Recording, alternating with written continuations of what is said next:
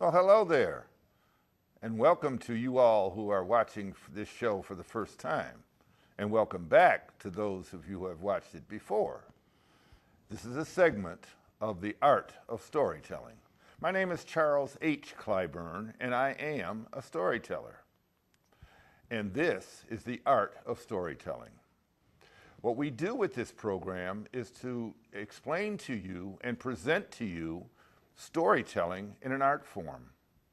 And today we have a very special group of guests, two guests who come to us from the Laurel area. And I want to present to you Nanna the Storyteller and her husband, the other half of the team, whose name is Daddy Jim, who accompanies her on the drum. And he'll explain that to you a little more as we begin to talk. So let's get right into story time with Nanna the Storyteller. Well, both of you, welcome very much. Thank you. And thank you for coming. Thanks for having us. All righty. Okay. Now, let's start with you, Nanna. Yes. You're a storyteller, and first thing people always want to know is, how long have you been telling stories? I'd say about 15 years. 15 years. But I used to tell stories when I was little, so I guess more than Okay. that. Oh, sure. Sure. Do you tell stories to your children, your grandchildren? I'm assuming that you have grandchildren. Oh, yes. Okay, all right. And I'm sure that they all sit around and listen very intently to the stories. Yes, and they sometimes critique it. Ah, I guess that's a good thing. It is. Keeps you on your toes, I'm sure. All right. And so where do you get your material from? I mean, how do you get these stories? From various sources. I read books, African stories mostly, and I go to the NABS convention. NABS means National Association of Black Storytellers. Oh, okay. And I get stories there, and sometimes I make them up. Oh, Yes. is that right? Yes. Oh, boy. So you need your imagination to tell stories. Oh, certainly. Okay, certainly. yes. We've talked about that on this program, and we know that imagination plays a great part in telling stories. Yes. So let's go to Jim, Daddy Jim over here. Daddy Jim, you see you've got a couple of drums here. Oh, can yes. Can you talk to us about what kind of drums they are? Okay, and the where one they I come have from? in front of me now is called the ashiko. A shika. Yeah, this drum was made in the southern part of South Africa. Okay. And so here and after it came to the Americas, and we use it as a handy drum for introductories. And the next drum is the ashiko drum. Not the ashiko drum, I'm sorry, but the djembe. The Yes. djembe drum is from the African culture. Now, this drum was from the Madingo tribe. You heard those before, right? Now, Yes. the Madingo tribe was from Mali, and they had, well, I would say back in the great time of the great 12th century. And this drum was made from a tree bark.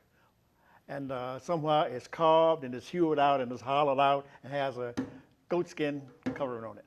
Oh, okay. And what are the ties that tie that down? What is that? Well, these are what's called little tie downs. This ropes, as many as you like to get it to sound. These kind of things, you see. So this is why you have to have that tension on that goat skin to give it various sound. And the same applies for this one. And there's a smaller drum there. Yeah, this Can you is tell us about a that? smaller djembe, which is always, you can see how it's hollowed out in the center here. Yes. And then you have the goat skin on top. Okay. And then it's roped down to give it the tension and the sound.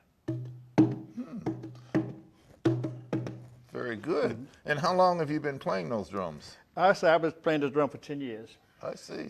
Okay. All right. Well, very good.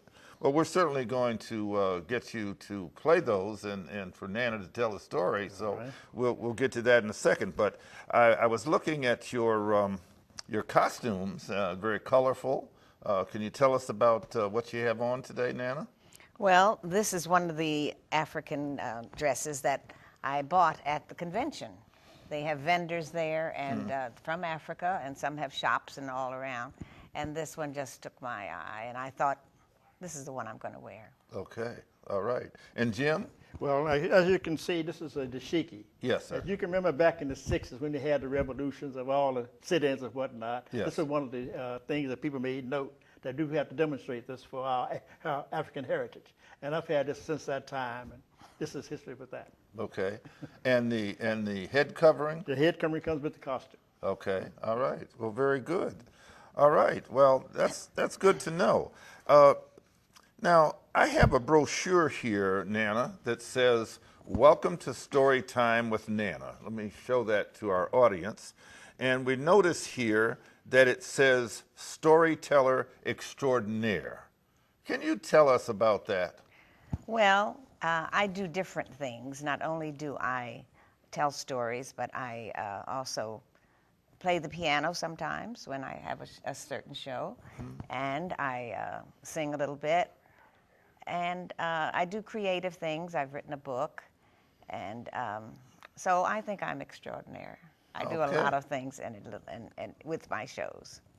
Well, let me tell you this. I have been in the audience for these fine people at least 3 occasions, and let me tell you, I can recommend them both to our audience. They are both extraordinary. Not only extraordinarily people, but they are extraordinarily talented. God has granted them extremely fine talent to do what they do. Now, Nanna, you mentioned a book. You wrote a book? Yes, I have written a book, and the book is called "It's Cold Down Here." Yeah. Okay. Where is down here? I can't tell you until I tell the story. I see, okay.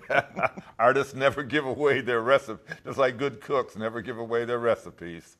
But this is the brochure, and it has their telephone number on there. It talks about this extraordinaire and that she is accompanied by Daddy Jim. So if you were interested in talking to June and Daddy Jim at any point, you certainly have the number. Yes.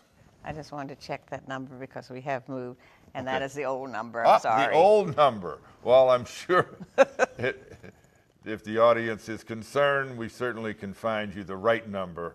Okay. Now, the book is called "It's Cold Down Here," but I also understand, and I have a copy of your CD. Yes. Which is called, again, Story Time with Nanna, featuring Daddy Jim. This is the CD. Now, as I noticed on here, that "It's Cold Down Here" is one of the stories that is on the CD. Yes. And that is the name of the book. Yes. All right. Well, very good. All right. So, without further ado, I think we could talk to these wonderful people all day long, but I think that we want to feature their art form, and because it is the art of storytelling, we want for Nanna to tell us a story, and accompanied by Daddy Jim on the Ashika drum. Okay. All right? Okay, Nanna and Daddy Jim, you're on. Thank you. It's so good to be here. And I just want to do something that when I go to schools and to recreation centers, I usually start with my rap.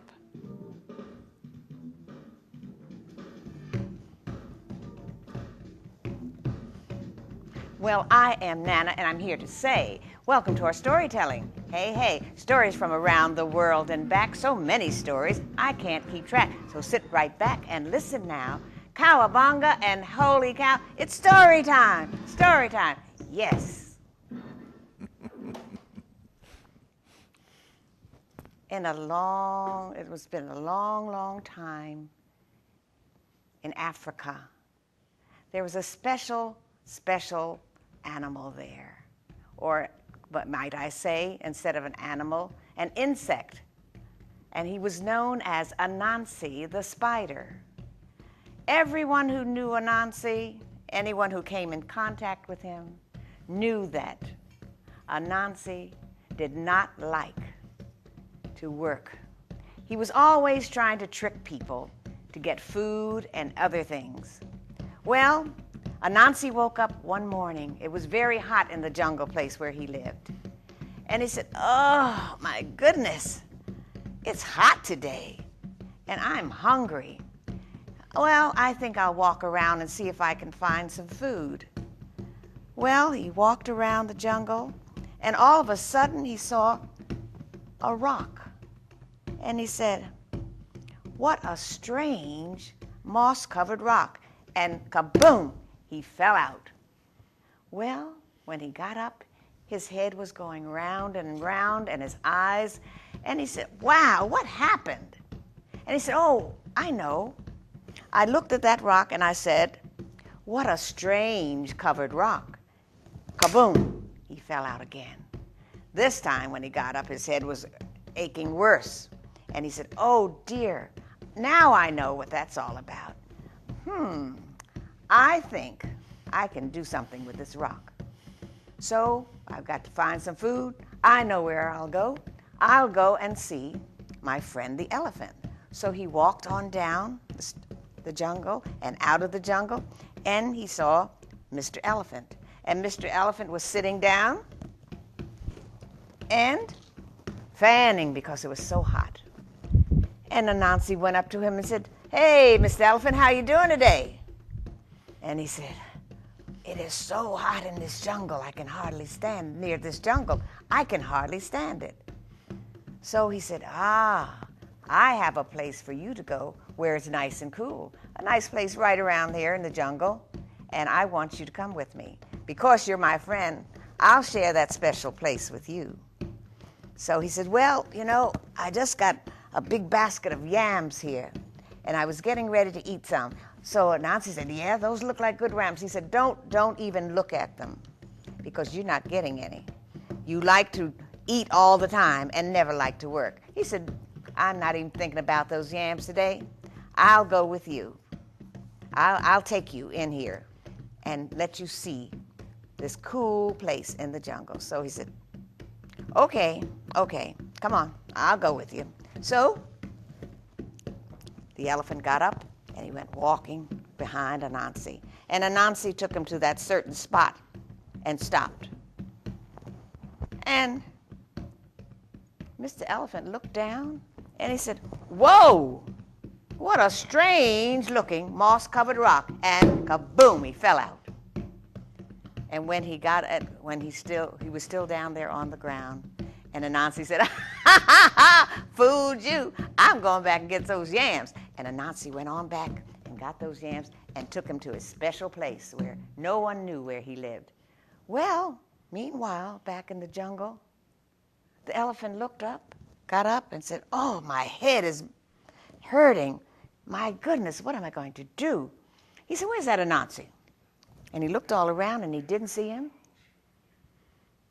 and said, well, when I find him, I'll get him, but I'm going back and see about my yams. So he went on down to where he lived, and he looked there at the place where he had the yams, and there was nothing. He said, that Anansi has tricked me again. He said, when I find him, I'm going to take my trunk and sling him out of this jungle. But he didn't know where Anansi lived. And meanwhile, back at Anansi's house, he was just eating yams. Here's some good yams. Good yams. They are so good. But after a while, he got tired of eating those yams. And he said, well, I can go to sleep now. Tomorrow, I'll get something else. So he went on back. He went to sleep. And the next morning, he woke up, and it was still hot in the jungle. He said, I don't feel like looking for any food. I'll go. I know where I'll go. I can't go that way because that's where Mr. Elephant lives. I'll go this way. And so he walked on down to where Mr. Giraffe lived. And Mr. Giraffe, he found him. He said, good morning, my friend. And he said, hello there, Nancy. How are you? He's so tall, and he was there licking the leaves, just like that. He has a long tongue, and he was licking those leaves like that so he could get some moisture on it. He said, it's so hot. I just got a big basket of pineapples. And he said, after I lick the leaves and make my tongue moist, I will go over there and have some of my pineapples. So Nancy said, those are nice pineapples. He said, don't look at them because you're not getting any, because you don't like to work for anything. He said, don't worry about it. He said, I want to treat you. I wanted you to come into the jungle because it's so cool in there. So he said, really? Are you kidding me? He said, no, come on. So he said, well, wait a minute, let me put my pineapples up. He said, don't worry about those pineapples. Nobody's going to bother your old pineapples. Come on. So they walked. And of course, Mr. Giraffe is real stately looking. And he walked him right over there and he said, oh my, what nice place you have here. He said, but look at that. That's a strange looking moss covered rock. And kaboom, he fell out. And Anansi said, I'm going to have some good old pineapples today. So I'm going on back there now. You can just lie there and rest. And he went on back to his house. And he got those pineapples back to the giraffe's house and got those pineapples and took them with him to his house. Meanwhile, Mr. Giraffe wakes up and he's stumbling all around. He said, oh my goodness, I don't know what happened. Where's that Anansi? And he looked around and Anansi was not there. So he said, okay, so I'm going back and get my pineapple. So he went back, and he didn't see them. And he said, wouldn't you know it, that trickster has done it again. He said, well, when I find him, I'm going to take my tail and just beat him across his face. But he didn't know where Nancy lived. Meanwhile, Nancy's over there just eating pineapples.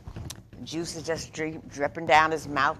These some good juicy pineapples. And he ate and ate until he fell asleep. So next morning he woke up and he said, I've got pineapples and yams. I don't want either one of those. I think I'll go down to the river and see what Mr. Hippo's doing. So he walked all around and went down to the river and saw Mr. Hippo. Now Mr. Hippo was in the water and he was trying to keep cool. He was going up and down.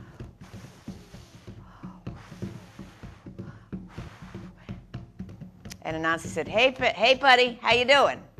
And as he was coming up, he said, is that you, Anansi? He said, yes, I came to see how you were doing. It's been hot, hasn't it? He said, yes, it has. He said, you know, I've got a nice place for you to come with me today. He said, I've got a special place in the jungle where it's so cool and nice, and you just don't have to go back to the water. You could just stand there with me. He said, are you kidding? He said, no. I'm telling you. I'm telling it to you because you're my buddy. He said, okay. He said, I just got a basket of corn, and I was going to eat some of that. He said, but I'll just leave it here. Or maybe I ought to put it up. He said, nah, leave it. Nobody's going to bother it. So he said, okay. So he went on with him all the way down to the place where Nancy took him. And the hippo said, hey, what's that strange-looking moss-covered rock? And you know, kaboom, he fell out. And when he fell out, you could hear it all over the jungle because he's so big. And Anansi said, ha, you big old fat thing. Anansi wasn't very nice. And now, I am going to get some corn. And you just rest till you get rested. So Anansi went on back, got the basket of corn, and took it to his home. Well, Hippo managed to get up and said, whoa, what happened? Anansi, where are you? And of course he wasn't there. So he said, I've got to go back and see about my corn. I don't trust that guy. So he went on back and saw that the corn was not there. He said, oh my goodness. When I see that Anansi, I'm going to chew him up and spit him out. He was so angry. But he didn't know where Anansi lived either. However, there was someone that knew where Anansi lived because she lived near him. It was little Miss Killdeer. And she said, oh my goodness, Anansi has just been doing all these things to these people. Ha! I'll fix him. So she said, because I know Anansi loves coconuts best of all. I'm going to get some coconuts, and I'm going to sit right outside where he comes out of the jungle. And I'm going to have those coconuts split, and the juice just coming down, and he will stop here. So Anansi finished eating all the things he wanted to, and he came out that morning, and he said, what are you doing here, Miss Killdeer? She said, I'm just sitting here because it's so hot, and I've got these coconuts, and I'm going to eat some of them. He said, oh, I love coconuts. He said, yes, but you're not getting any. You're not getting any. He said, so Anansi said, well, I'll tell you what. I can take you into the jungle where it's nice and cool, and you can just take you, if you want to take the coconuts with you. She says, no, I'll just leave them here. I don't want them to get too hot. He said, no, it's nice and cool in the jungle. She said, I'll just leave them here, and I'll go with you. So Miss Killdeer went on with him. She was just going on down with him, and they got to the rock, and Anansi stopped, and she stopped. So she said, it is a little cooler in here, I feel it. And he said, yeah, don't you see something down here? He said, what do you want me to see, Nancy? Said, can't you see that thing right there? And she said, what thing? So he said, you see it, it's like a rock, isn't it? Oh, I don't see it, is it buried or something? He said, you see that strange-looking, moss-covered rock, and kaboom! Who fell out? Anansi. And she said, ha, got you at your own trick. So then she went on, got up and went on down to where all the other animals were. And she told them, I know where Anansi lives. Come on and get your stuff.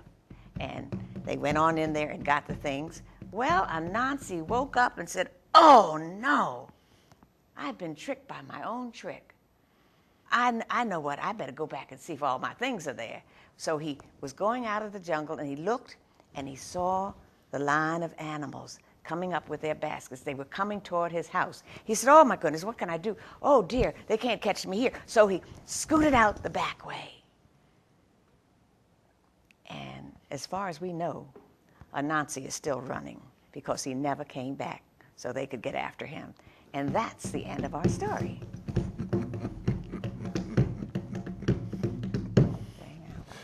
Well, thank you very much. That was a wonderful story. Thank you. And Daddy Jim, thank you for the drumming. You certainly compliment your wife in telling that story.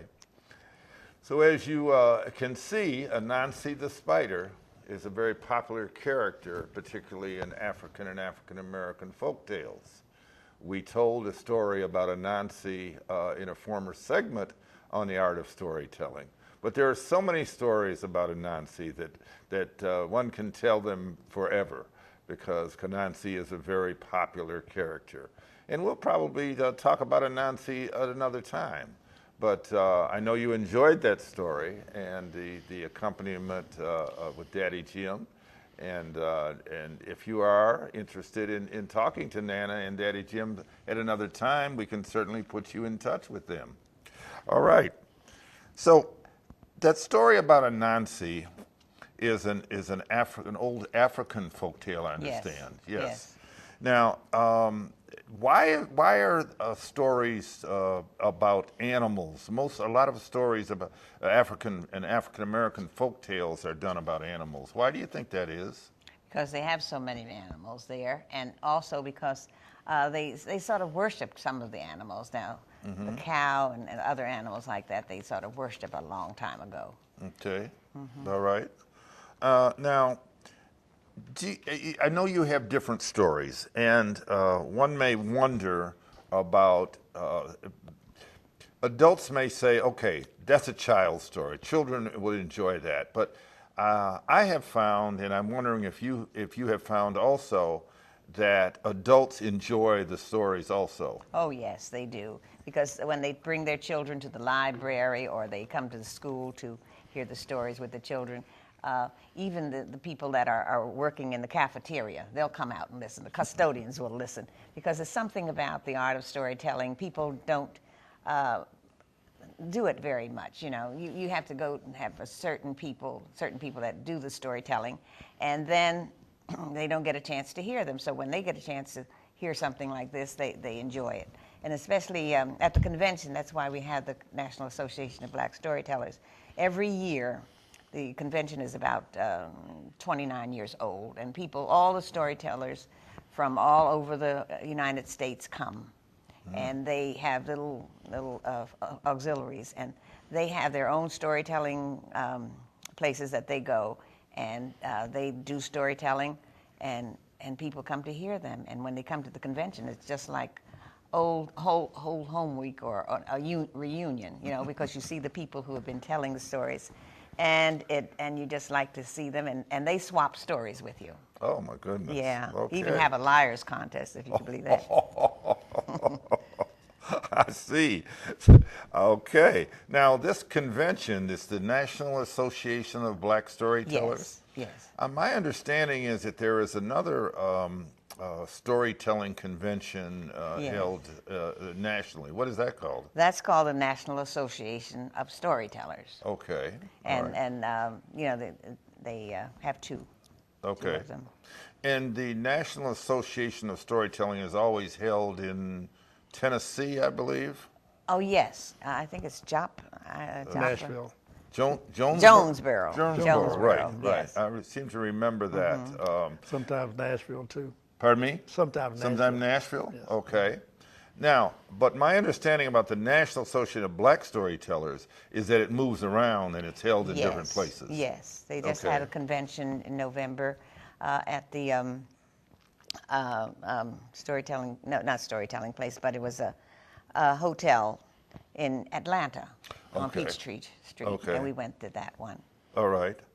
And you talked about auxiliaries. Is there a local auxiliary in this Yes. area? We have one in Baltimore called Okay. Griot Circle. All right. And actually, the two ladies that founded the National Association of Black Storytellers, one just died, Mary Carter Smith. Yes. She just died a couple of years ago. Yes. And Mary Linda Goss, was the other person who founded it with her. And she's been very sick, and she was not able to attend this year. I've had the pleasure of being in the audience for both of those storytellers, and they were wonderful. Oh, yes. Yes. Mary Carter Smith was certainly the mother of storytelling. Yes. Very, very good, and very sweet person, too. Yes. So the Griot Circle of Maryland Yes. is a local auxiliary of the Black Storyteller Convention? Yes. Okay. And next year, the Griot Circle will host the storytelling convention. Oh, very good, very good. Well, we'll have to have you back to talk some more about that. Okay. I am also a proud member of the Griot Circle of Baltimore, and so I am familiar with that group. All right, so that's very good. Now, Daddy Jim, going back to you, which would you prefer to play? You have, you said the smaller drum is just a smaller version of the djembe and the ashika. Is there a real difference between the two? Only the sound, actually, but I played them both. Okay. Equally, I use them. Okay. Now, can you tell us what the difference of the sound is? Well, the djembe has a deeper bass than the ashiko, Okay. and it's used more in ceremonial groups of African drummers, more than this one. All right. So this is just an introductory drum. So which one, if you had a preference, which one would you say is your preference to play? Well, the djembe, because everybody uses this at the convention, more Yes. so than this. Okay. All right. And so what occasion would you use the smaller one for? Well, I've never used this one. I just would just display only. Okay. All right. All right. Well, very Usually good. when you go for, like in the schools, the kids let see a drum, I let them use this drum instead of these. Yeah, I can imagine they're attracted to Yes. that. And okay, well, that's very good. All right. So, Nanna, you talked about reading stories and reading books. That's where you got your stories from. My understanding is that you are a retired educator. Can you talk to us a little bit about that? Yes, I am a former first grade teacher, and then I left the classroom and went into the Chapter 1 or Title 1 program. Okay. And it was then that I started telling stories to schools and things of that sort. And then it was during that time that I worked on television, as Nanna the Storyteller, and I had a show called Nanna's Corner. And we used to talk about I had book talk where Mrs. Laura Vault went with me, and she did the book talk and the strategies and things of that sort. And then I would tell a story or have a visitor to come in. And that was in Montgomery County. Okay. Yeah. All right. All right. So you've been in education for most of your career then? Yes, yes. And certainly I think, as we have talked before, that education is certainly a great part in the storytelling aspect. Yes, Okay. yes. Do you consider yourself still being an educator? Oh, yes. Okay. Yes. Because I think the art of storytelling has a lot to do with the education of the aspect of life. The Anansi story, I think, has certainly morals and things that one could glean from that. And not only children, but adults. Yes. So your stories then are geared mostly toward children, would you say? No, no, I don't think so, because adults enjoy them too. And I work in churches. I go to churches. I go to recreation centers, nursing homes, and different places. Okay. I even went to an office building for Black History Month and told stories to the people. Okay. Well, that's very good. I'm sure you can be entertaining to all age groups. Yes. So then, is your stories? Well, first of all, let me ask you: how many stories do you know? How many stories can you tell? I'd say 50. Okay. Unless I make up some more. Oh my goodness. Okay, so that there are some parts in the story that you do make up. Oh yeah. Okay, all right. Let me ask you. I talked about my history with storytelling and where I first listened to my first story. Can you tell me what was the first story and who it was that told you that? That's a hard one, because my dad used to tell stories, and he traveled a lot. Yes. And he would come back and tell some stories, and we knew they were made up. Oh. But we just listened, and I think when I was a child, I used to spend, how you spend the night at a friend's house. Yes. And I used to make up stories and just entertain them. And they said, oh, you can make up the best stories. So they always wanted me to come to their house. I was talking about on this program about how in my generation that you never questioned the validity of a story. No. No. Yes, that your elders told you. No. You accepted that for truth, although, you had in the back of your mind that perhaps there was a little yeast in the story that made it grow bigger and better. And so what I'm understanding, and I want our audience to understand, is that your imagination plays a great part in the story that you tell. And that's the purpose of telling stories instead of reading. You want the children to see the pictures in their minds, and it's always better to see it than on television.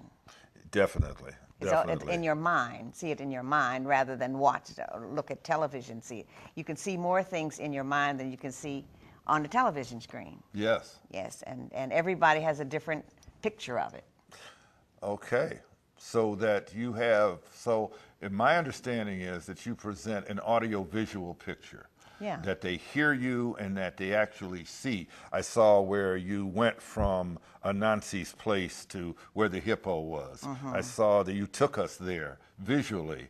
I saw where the giraffe was licking the leaves. I saw the tallness of the giraffe in your story.